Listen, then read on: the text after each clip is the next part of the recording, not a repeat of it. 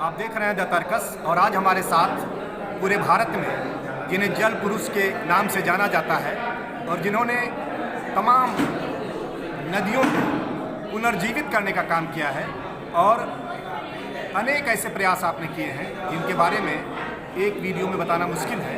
मुझे याद है कि आजमगढ़ ज़िले की बेसो नदी को लेकर के आपने कई साल पहले रात में हम लोग आपके साथ तरवा के गांव में, अशोक जी के गांव में रुके थे।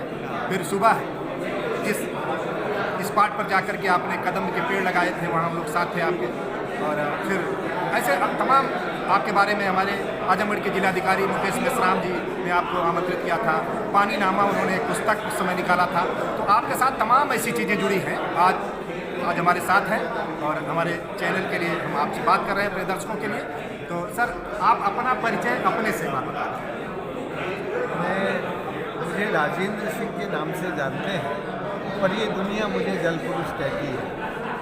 और पिछले 38 वर्षों में हमने 12 सूखी मरी हुई नदियों को पुनर्जीवित करने के लिए 11,800 जल संरचनाओं का निर्माण किया। ये जल संरचनाएँ विशिष्ट हैं। ये ऐसी जगह बनाई गई जहाँ सूरज पानी की चोरी नहीं कर सकता। पानी आया और वो फिर सीधा धरती के पेट में भेज दिया, तो धरती के पेट में से सूरज चोरी नहीं कर सकता। इसलिए इन संरचनाओं ने हमारी धरती के भूजल के भंडारों को भर के जल स्तर ऊपर किया, जिसके कारण नदियों में पानी आ गया। तो नदियों को पुनर्जीवित करने का काम करता रहा। आपका बचपन में कुछ और भी नाम था क्या? शुरू से ही प्यार से बुलाने वाला कोई और नाम था जिसको लोग नहीं जानते? बचपन में तो मेरे बहुत दूसरे नाम थे। क्या नाम था? बचपन में मुझे राज कहते थे। बहुत जब मैं थोड़ा तरुण हो रहा था तब तक मेरा नाम राज ही था। आपके साथ जो राज छिपा हुआ था वो अभी बाहर आना था। आपको इस पर्यावरण को लेकर के, जल को लेकर के, नदियों को लेकर के, भारतीय संस्कृति को लेकर के इसकी प्रेरणा आप क्या कह सकते हैं? कैसे आपको जगी? देखिए, मूलतः तो मैं अपने बचपन में बापू को मुझे ज़्यादा पढ़ने का मौका मिला। फिर थोड़ा बड़ा हुआ तो विनोबा के साथ पद यात्रा में रहा। फिर जेपी आंदोलन में मुझे काफ़ी मौके मिले। जब जेपी तो गांधी पीस फाउंडेशन नई दिल्ली में मिला, फिर रामलीला मैदान में मिला। तो मेरा वो जो तरुणाई के दिन थे वो मेरे संपूर्ण क्रांति आंदोलन के दिन थे। लेकिन फिर मैं 1980 में मेरा भारत सरकार में सिलेक्शन हो गया और जयपुर चला गया। 2-4 साल में सरकार में रहा। सर, वो क्या दायित्व था आपका? मैं वहाँ प्रोजेक्ट ऑफिसर था डिपार्टमेंट ऑफ एजुकेशन में। डिपार्टमेंट ऑफ स्पोर्ट्स होता है। और मित्रों, मैं अपने बचपन के दिन याद करूँ, मुझे ठीक से याद आता है कि मैं एक ऐसा युवा था जो सुबह उठ के अपने खेत को जरूर जाता और खेत में कुछ ना कुछ काम करता। मेरा मन बहुत था कि मैं खेती करूँ, पर मेरे फादर नहीं चाहते थे कि मैं गाँव में रह के खेती करूँ, क्योंकि खेती उस वक्त तक उतना सम्मान अपना खो चुकी थी। जबकि मैं बड़ा खेत वाला था और पश्चिमी यूपी का दिल्ली के पास मेरी ज़मीन थी। दिल्ली से कुछ 35 किलोमीटर दूर। तो ज़मीन तो काफ़ी उपजाऊ बड़ी ज़मीन, लेकिन फिर भी मेरे फादर नहीं चाहते थे कि मैं गाँव में रहूँ। इसलिए मैं फिर सरकार में चला गया। सरकार में भी मेरा मन लगा नहीं। और फिर डिजाइन करके राजस्थान के अलवर ज़िले के थानागाजी तहसील के जो गाँव में पानी में गुजर गए थे और वहाँ पर रतौंधी नाम की बीमारी थी। और क्योंकि मैं पढ़ाई से डॉक्टर था, मेरी पढ़ाई डॉक्टर की थी, मेडिकल साइंस की, तो मैंने रतौंधी रोग का इलाज किया और बहुत सारे रोगी उसमें ठीक हो गए। तो उसमें से एक बूढ़े रोगी ने कहा कि राजेंद्र, ये जो आदमी है ये बड़ा इस आदमी का इलाज को बंद कर दे, क्योंकि वो खुद रोगी था। तो उसको मैंने ठीक किया था, जो मेरे गुरु जी बड़ी बात नहीं। तो मैं कहा कि जो आदमी है बड़ा लालची है, तो कितने आदमी को ठीक करेगा? ये दुनिया तो बीमारी है, तुझे काम करना है तो धरती का इलाज कर। हाँ, तो मैंने कहा कि वो धरती का इलाज करना नहीं आता। तो उसने कहा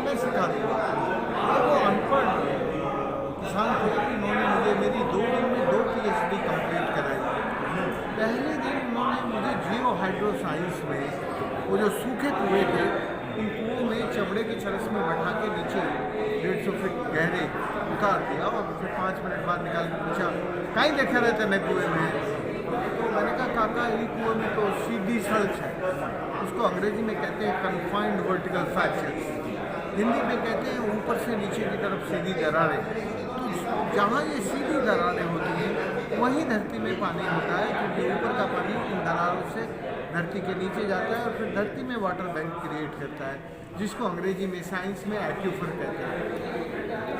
तो इसने मुझे सुबह से शाम तक 25 कुएँ दिखाए और 25 कुएँ दिखाने के बाद इसने कहा, और राजेंद्र अब तू धरती का पेट समझ गया ना, तो अब तुझे धरती का इलाज करना है, धरती का पेट पानी से भरना है, और धरती का पेट पानी से भर देगा तो सूरज चोरी नहीं करेगा। और फिर अगले दिन उसने मुझे बुलाया और ऊपर पहाड़ पे से जहाँ से वो पानी आता था उसकी पूरी पदयात्रा गाँव में उसके साथ कराई। अगले दिन मेरी इन्वायरमेंट इंजीनियरिंग में, नेचुरल इंजीनियरिंग में मेरी PhD पूरी की कि बिना सीमेंट के, बिना कंक्रीट के, बिना आयरन और स्टील के तुम कैसी जल संरचना बनाओगे जो टूटे नहीं कभी भी। तो जहाँ स्टीप स्लोप थे वहाँ कॉन्वेक्स डिजाइन की स्ट्रक्चर्स बनाई, उसको कहते हैं चंद्राकार, और जहाँ नेचुरल डिप्रेशन था वहाँ अर्धचंद्राकार, ऐसी कॉनकेव स्ट्रक्चर बनाए, और जहाँ जेंटल स्लोप थे वहाँ सीधी स्ट्रक्चर बनाए। तो उसने बहुत नेचुरल इंजीनियरिंग एक दिन में सुबह से शाम तक सिखा दी। तो मेरी जो पढ़ाई है वो अब डॉक्टर नहीं है, मेडिकल साइंस नहीं है, अब मेरी पढ़ाई है पानी, और पानी धरती में कैसे होता है और धरती के साथ कैसे होता है, ये जब उसने सिखा दिया उसी के कारण हम पर बनी हुई सूखी नदियों को जीवित कर सकते। ये गुरु मंत्र देने वाले वो महान शख्सियत कौन है? उनका नाम था मांगू मीणा, वो भोपाल जिला के निवासी थे। जिस गाँव में मैंने पानी का काम शुरू किया उस गाँव के थे। वो भी रतौंधी रोग से ग्रसित थे, लेकिन उन्होंने फिर बाद में जब वो ठीक हुए उन्होंने कहा, आदमी को लालची है यार, इनका इलाज मत करें, तुम धरती का इलाज कर, धरती का इलाज हो जाएगा, सब रोगी ठीक हो जाएंगे, किसी को रतौंधी होगी ही नहीं। तो उसको जो ना साइंस विद सेंस, उसको ज्ञान था, लेकिन उसके पास शब्द नहीं थे पढ़ाने के लिए। तो उतने पढ़े लिखे तो बिल्कुल नहीं थे। तो उन्होंने हमें जो साइंस विद सेंस है उससे समझा दिया और उसके बाद हम पानी। सर, अभी सरकार बड़े बड़े प्रयास कर रही है, बड़े दावे भी कर रही है गंगा की सफाई का। आप आज काशी में आपने गंगा को देखा, तो आप बेहतर बता सकते हैं कि क्या स्थितियाँ हैं जो हमारे पूरे देश के लोग उम्मीद लगाए हैं कि गंगा की सफाई हो रही है, तो क्या स्थिति है?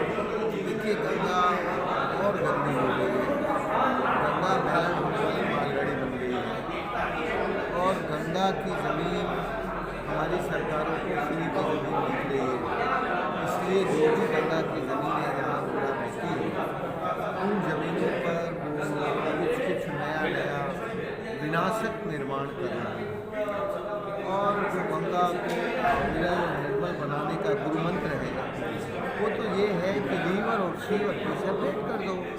जो गंदे नाले हैं उनको गंगा में मत जाने दो, जो इंडस्ट्रियल पॉल्यूशन है उनको गंगा में मत जाने दो, तो गंगा गंदी नहीं होगी।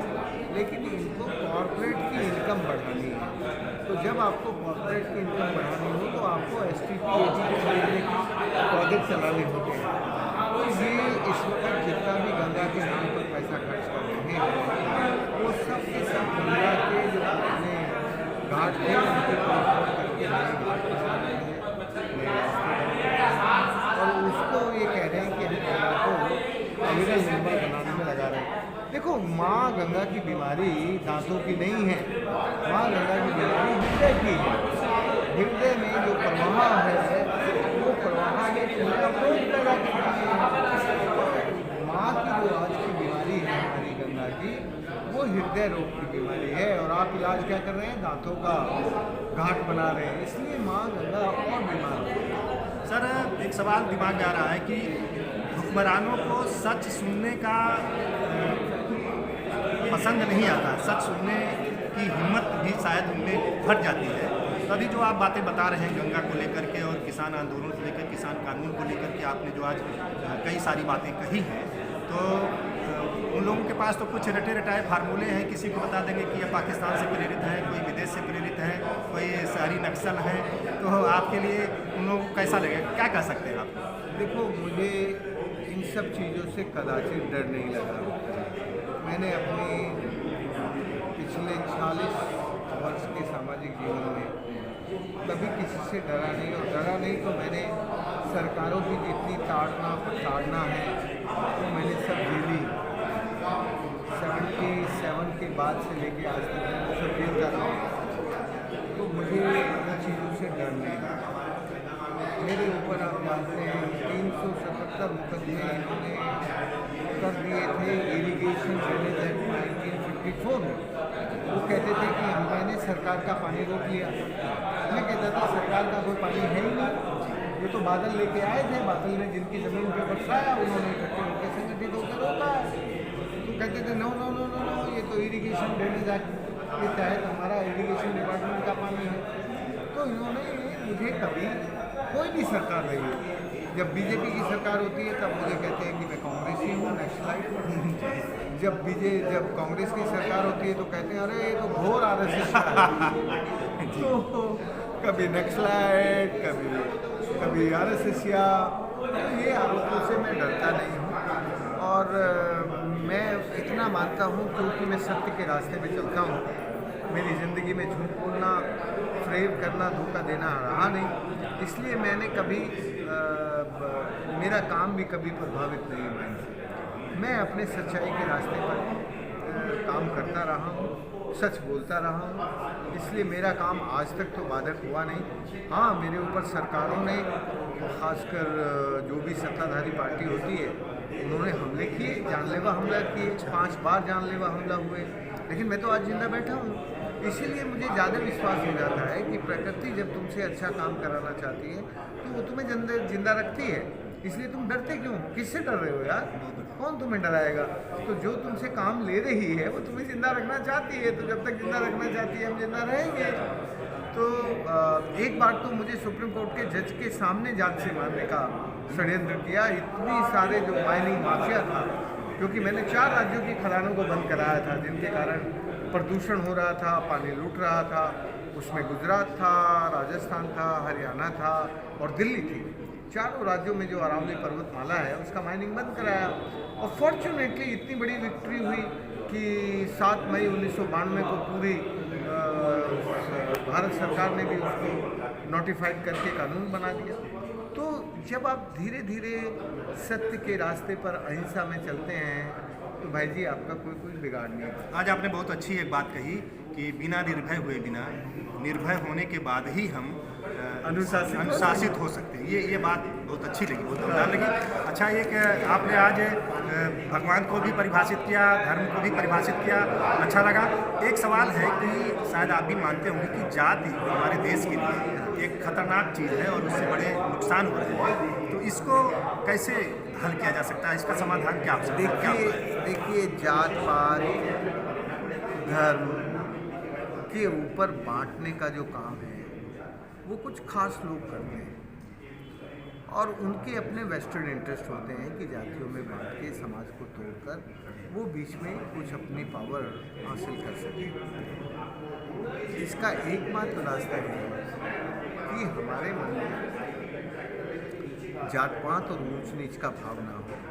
हम अंतर्जातीय विवाह, शादी, उठना बैठना ये सब करेंगे तो जातियाँ अपने आप टूटेंगी। और ये जो देश है ये विविधताओं वाला देश है, ये डाइवर्सिटी में इक्विटी रखता है, ये विविधता में एकता रखता है। इसलिए ये जातियाँ तो अपने आप खत्म हो जाएंगी, ऐसा मुझे लगता है। अभी आप देख रहे थे द तर्कस में जल पुरुष राजेंद्र सिंह जी को, और आपने हमको समय दिया, आपसे बात किया। हमारे दर्शकों के लिए बहुत बहुत धन्यवाद।